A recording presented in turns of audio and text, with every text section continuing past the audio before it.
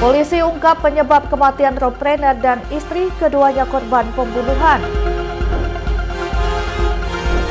Profesor Institut Teknologi Massachusetts tewas ditembak saat kejadian terdengar suara keras. Pesona negara kepulauan Indonesia, keindahan alam dan keramahan masyarakat jadi identitas bangsa.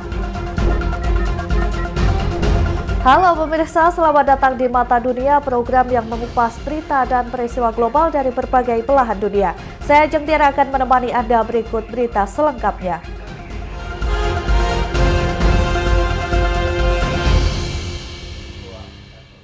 Informasi yang pertama, pemirsa, polisi ungkap penyebab kematian sutradara Hollywood Rob Reiner dan istrinya Michelle Singer. Hasil pemeriksaan medis diketahui penyebab kematian Reiner dan istri karena cedera benda tajam. Keduanya korban pembunuhan.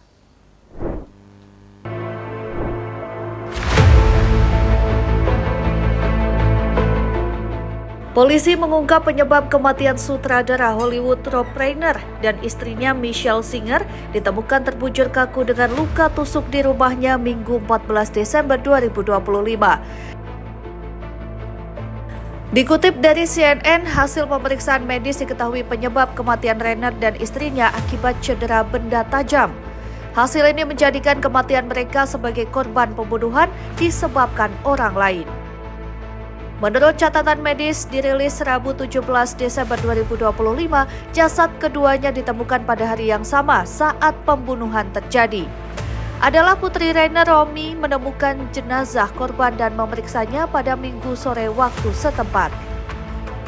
Mayat kedua korban ditemukan di kamar tidur utama. Sebelum kejadian, diketahui Nick Reiner bertengkar dengan ayahnya di sebuah pesta liburan pada Sabtu 13 Desember 2025 di rumah Cannon O'Brien di Los Angeles. Nick Reiner ditangkap pada Minggu karena diduga menikam orang tuanya hingga tewas. Pada Rabu, Nick Reiner muncul sebentar di pengadilan. Ia akan menjalani sidang dakwaan pada 7 Januari. Nick Reiner tidak mengajukan pembelaan atas dua tuduhan pembunuhan tingkat pertama. Jika ia terbukti bersalah, maka bisa menghadapi hukuman penjara seumur hidup tanpa pembebasan bersyarat, bahkan hukuman mati. Jaksa penuntut umum menyatakan Rob Reiner dan istrinya ditikam hingga meregang nyawa. Informasi selanjutnya, Profesor Institut Teknologi Massachusetts Nuno Loureiro tewas ditembak di rumahnya di Brookline, Massachusetts. Polisi menyelidiki kasus pembunuhan ini. Saat kejadian terdengar suara keras.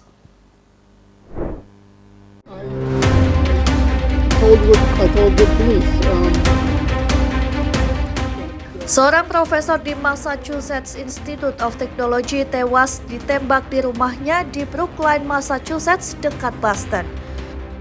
Menurut pernyataan kantor jaksa distrik Norfolk, Nuno Loureiro berusia 47 tahun ditembak pada malam hari 15 Desember 2025 waktu setempat dan dinyatakan meninggal dunia di rumah sakit setempat pada Selasa.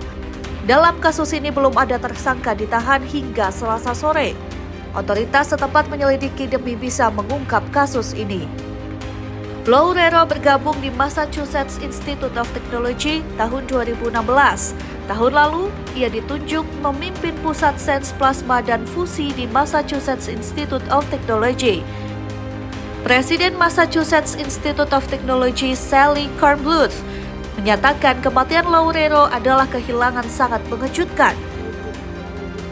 Seorang mahasiswi Boston University berusia 22 tahun tinggal dekat apartemen Loureiro di Brookline mengatakan kepada The Boston Globe bahwa dia mendengar 3 suara keras pada Senin malam.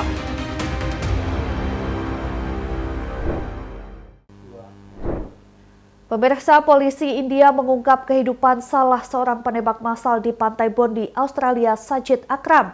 Tercatat Sajid Akram, warga negara India, meninggalkan negaranya sejak 27 tahun lalu atau tahun 1998.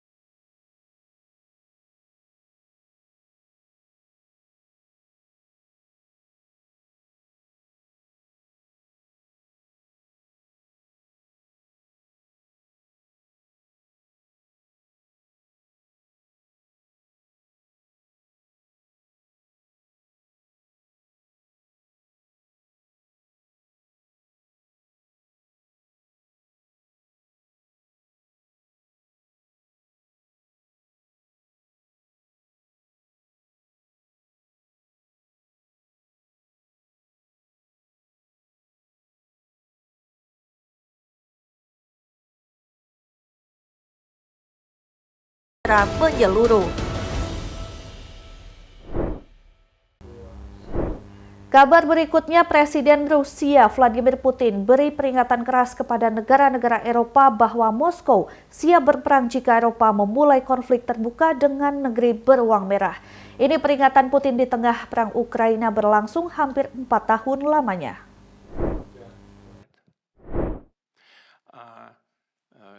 Presiden Rusia Vladimir Putin memperingatkan negara-negara Eropa bahwa Moskow siap berperang jika Eropa memulai konflik terbuka dengan negeri beruang merah. Rusia akan menang gemilang sehingga tidak akan ada pihak tersisa diajak berunding perdamaian. Peringatan keras disampaikan Putin saat wawancara dengan media Rusia pada Selasa 2 Desember 2025 di tengah perang Ukraina dan Rusia berlangsung hampir 4 tahun lamanya. Putin menjawab pertanyaan wartawan mengenai pernyataan Menteri Luar Negeri Hungaria, Peter Szijjártó, peringatkan bahwa Eropa bersiap menghadapi perang melawan Rusia. Putin menyatakan Rusia tidak akan ragu menggunakan kekuatan penuh apabila Eropa memilih jalur konfrontasi langsung. Lebih jauh, Putin mengklaim konflik di Ukraina tidak mencerminkan kekuatan penuh militer Rusia. Operasi militer Rusia di Ukraina tidak bisa disamakan dengan perang terbuka melawan negara-negara Eropa. Putin menuduh negara-negara Eropa berusaha menggagalkan upaya Presiden Amerika Serikat Donald Trump mendorong penyelesaian damai konflik Ukraina. Putin menyebut Eropa sengaja mengajukan proposal perdamaian agar menciptakan kesan Rusia tidak menginginkan perdamaian. Pemirsa, kami akan kembali usai jeda dengan informasi menarik lainnya. Tetap saksikan Mata Dunia.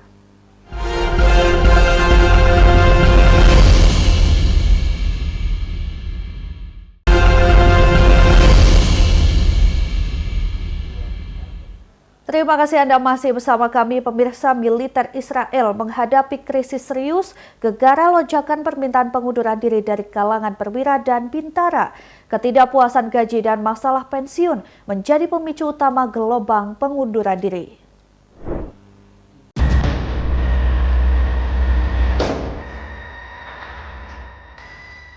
Militer Israel menghadapi lonjakan permintaan pengunduran diri dari kalangan perwira dan bintara. Ini memicu eksodus besar-besaran personel bisa melemahkan kekuatan militer. Harian Yediot Ahronot melaporkan ratusan personel militer aktif mengajukan permohonan meninggalkan dinas tetap. Ratusan perwira mengajukan resign. Tidak dijelaskan secara rinci kapan pengajuan diajukan. Peningkatan permintaan pengunduran diri terjadi secara konsisten di berbagai kelompok usia dan jenjang kepangkatan. Ketidakpuasan faktor gaji dan uang pensiun yang rendah menjadi pemicu utama gelombang pengunduran diri. Menurut laporan Anadolu, sejak Oktober 2023, operasi militer Israel di Gaza menewaskan hampir 70.700 orang. Sebagian besar perempuan dan anak-anak serta melukai lebih dari 171.000 orang. Serangan ini menyebabkan kerusakan luas hingga membuat wilayah Gaza nyaris menjadi puing-puing.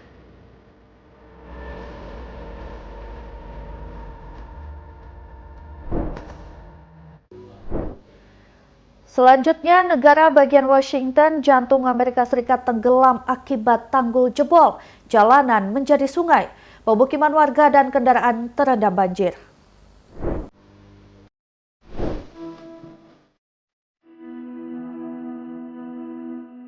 Banjir melanda Washington, jantung Amerika Serikat, dipicu hujan lebat yang mengguyur beberapa hari terakhir. Hujan akibat rangkaian badai sungai atmosfer, yaitu arus udara luas membawa uap air padat dari laut ke daratan. Kondisi ekstrim ini memicu tanggul sungai jebol di kawasan pinggiran Seattle, membuat air meluap dan merendam permukiman warga. Air menggenangi ruas jalan utama, memaksa aktivitas warga terganggu Selasa 16 Desember 2025. Sejumlah kendaraan terjebak di tengah genangan air, nyaris menenggelamkan separuh badan mobil. Direktur Manajemen Darurat King County, Brendan McCluskey, mengatakan kepada Seattle Times pihaknya melakukan perbaikan tanggul Desimone di kota Tukwila di sepanjang Sungai Green, sekitar 8 km di selatan pusat kota Seattle, diperkirakan memakan waktu beberapa jam. McCluskey menjelaskan bagian tanggul yang jebol memiliki ukuran kira-kira sebesar sebuah mobil dan akibat tergerus deras aliran air hujan. Badai sungai atmosfer menyapu wilayah Pasifik Barat Laut, Amerika Serikat. Selain Washington, dampak badai juga dirasakan di sejumlah daerah lain, termasuk sebagian Idaho Utara dan Montana Barat. Otoritas setempat mengimbau warga tetap waspada terhadap potensi banjir susulan dan mengikuti arahan keselamatan lantaran cuaca ekstrim diperkirakan masih berlanjut di kawasan tersebut.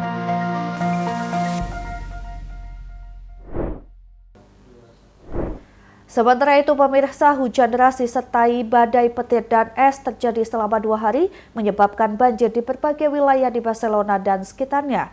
Hal ini menyebabkan jalur metro dan tram tertutup, transportasi lumpuh. Barcelona menjadi daerah terdampak. Hujan deras melanda Barcelona Selasa 16 Desember 2025. Hujan dengan intensitas terparah terjadi di bagian utara, khususnya Badalona. Curah hujan tercatat lebih dari 120 liter per meter persegi. Otoritas Perlindungan Sipil mengaktifkan rencana darurat banjir atau Einenket Plan pada level siaga. Hujan menyebabkan banjir di toko, ruang bawah tanah, jalan, dan terowongan.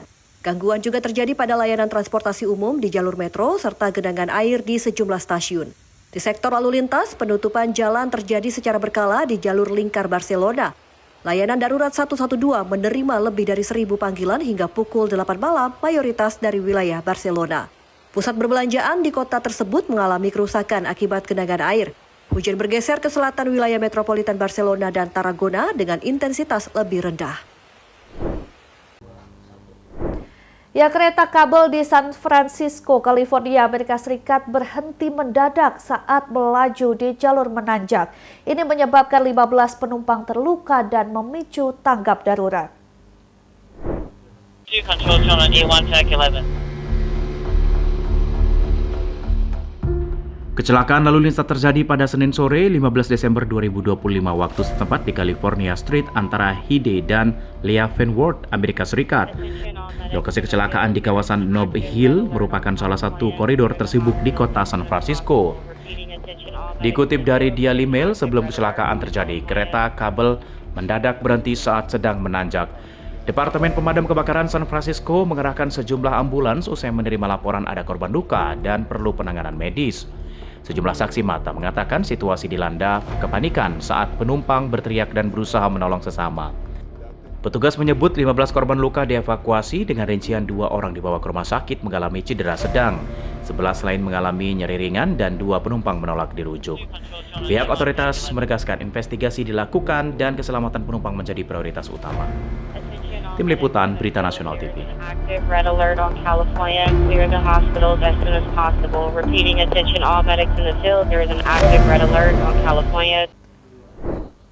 Informasi berita lainnya akan kami sajikan usai jeda berikut ini. Tetaplah bersama kami di Mata Dunia.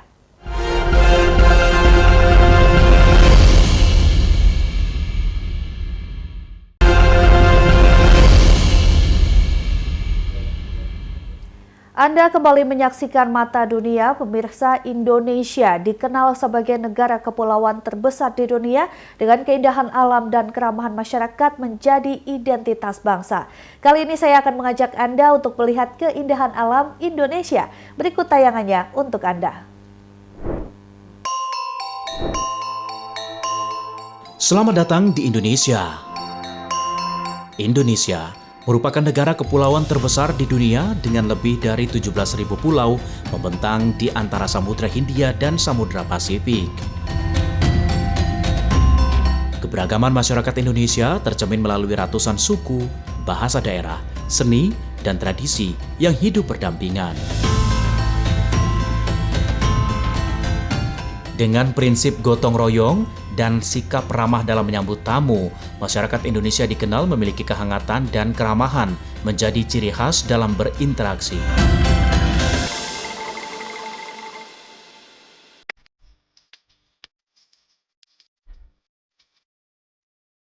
Jakarta. Jakarta merupakan ibu kota Indonesia yang berdiri sebagai pusat kehidupan modern Indonesia. Gedung-gedung menjulang, jalan-jalan tak pernah sepi, serta dinamika masyarakat bergerak cepat menjadikan kota ini pusat pertemuan berbagai budaya. Namun di balik wajah modernnya, Jakarta menyimpan jejak sejarah panjang. Pelabuhan Sunda Kelapa serta Kota Tua merupakan bangunan-bangunan peninggalan era kolonial yang masih berdiri kokoh hingga saat ini.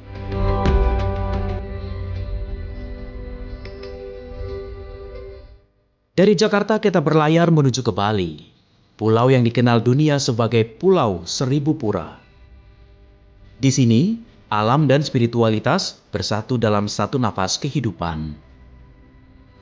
Pegunungan hijau, hamparan sawah bertingkat di Jatiluwih yang telah diakui UNESCO, serta pantai berpasir lembut di sepanjang pesisir selatan, semuanya menghadirkan pemandangan yang memanjakan mata. Bali tidak hanya tentang pemandangan, ia adalah rasa. Rasa tenang saat suara gamelan mengalun, rasa haru saat matahari tenggelam dari tebing Uluwatu, dan rasa hangat dari senyum masyarakatnya yang menyambut tanpa banyak kata.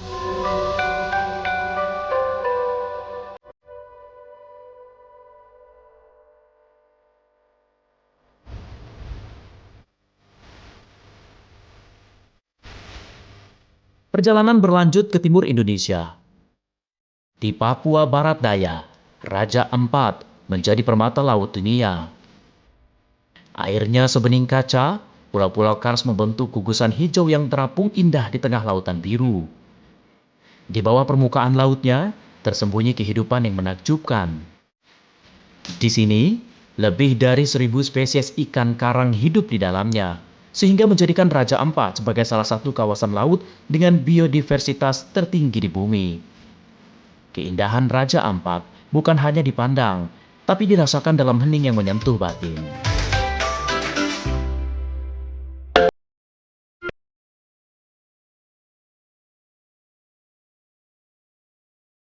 Di Sulawesi Tenggara, Wakatobi menyimpan dunia bawah laut yang tak kalah istimewa. Taman Nasional Laut Wakatobi berada di jantung segitiga terumbu karang dunia. Terumbu karangnya terbentang luas, terjaga, dan penuh warna. Bagi para penyelam, Wakatobi adalah laboratorium kehidupan laut yang hidup dan bernapas. Wakatobi bukan hanya lautnya yang menjadi cerita. Di sini, suku Bajo dikenal sebagai manusia laut yang hidup selaras dengan ombak.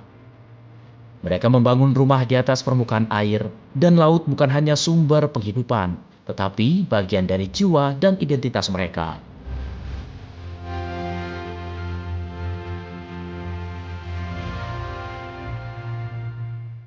Dari kota metropolitan hingga pulau-pulau terpencil, dari gunung hingga terumbu karang, Indonesia menyimpan jejak keindahan yang tak ada duanya.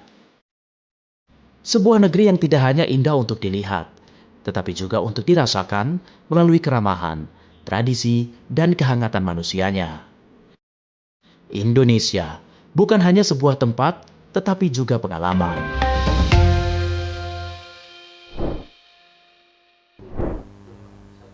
Ya, dari Indonesia kita beralih ke negara bagian Washington di Amerika. Tahun 2023 yang mengeluarkan $815.000 atau sekitar 13 miliar rupiah untuk membersihkan grafiti di tempat-tempat publik.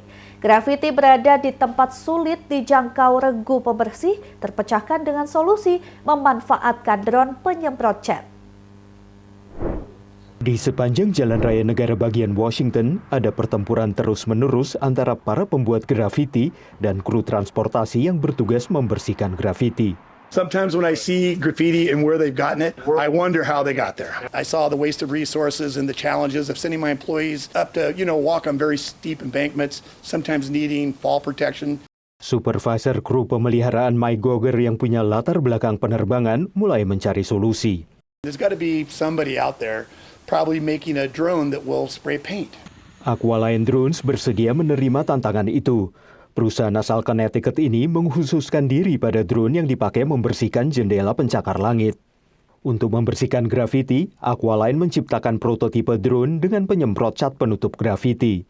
Menurut pejabat transportasi, hanya perlu 2 orang untuk melakukan pekerjaan ini dibanding 6 pekerja yang dulu dibutuhkan membersihkan grafiti. This is a tethered drone. On the backside there, you can see a port that a standard paint sprayer hose will hook to. You can feed it as much hose as you wish. We have one person at the controls, and somebody's in charge of just monitoring the paints because the aircraft is up there flying. As this bucket becomes low or empty, we have a person assigned to swap it out so we can keep painting as long as we have battery life. Negara bagian Washington menghabiskan $815.000 untuk membersihkan sekitar 65.000 meter persegi grafiti tahun lalu. sehingga mendorong DPRD negara bagian itu menyetujui RUU yang mengalokasikan dana sebesar $1 juta untuk mengembangkan cara baru seperti ini. We'll never stop graffiti. It goes way, way, way back, thousands of years. But I think this bill will allow us at least to get in front of it, clean it up. Mengerahkan drone lebih cepat dan murah dan dapat mengecat permukaan yang luas. Tim drone Departemen Transportasi Washington ini akan mengajukan laporan tentang inisiatif ini pada akhir tahun. Pemirsa, demikian Mata Dunia kali ini. Terus saksikan berita Nasional TV. Saya Ajeng Tiara beserta kru yang bertugas pamit undur diri. Terima kasih dan sampai jumpa.